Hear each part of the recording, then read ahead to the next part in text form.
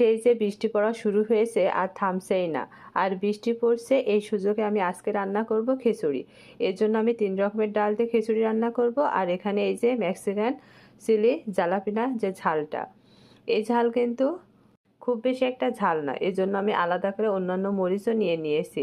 আর সাথে এখানে এক এক করে আমি এখানে জিরা গুঁড়ো, ধনিয়া গুঁড়ো, হলুদ, লবণ, তেল আর সাথে পেঁয়াজের কুচি, আদা আর রসুনের গুঁড়া দিয়ে মেখে নিব। আর এখানে দেখুন, আপনাদের সাথে একটা টিপস শেয়ার করি, সেটা হচ্ছে আমি যখনই মাংস রান্না করি আর বেঁচে যাওয়া মাংসের ঝোল দিয়ে আমি কি করি দেখুন, আমি এইভাবে ডিপ ফ্রিজে রেখে দিই। আর যখন আমার খিচুড়ি রান্না করে খেতে খুব ইচ্ছা করে, তখন আমি এই যে মাংসের ঝোলটুকু খিচুড়ি ভাতে দিয়ে সুন্দরভাবে মেখে যদি রান্না করেন, তাহলে খিচুড়ি ভাতটা কিন্তু খেতে অসম্ভব মজার হয়। এখানে যেহেতু আমি মাংসের ঝোল দিয়েছি, এজন্য আপনি জিরা গুঁড়ো, ধনিয়া গুঁড়ো, আদা গুঁড়ো আর রসুনের গুঁড়োটা একটু কম করে দিবেন। আর গরম মশলা একেবারেই দিবেন না।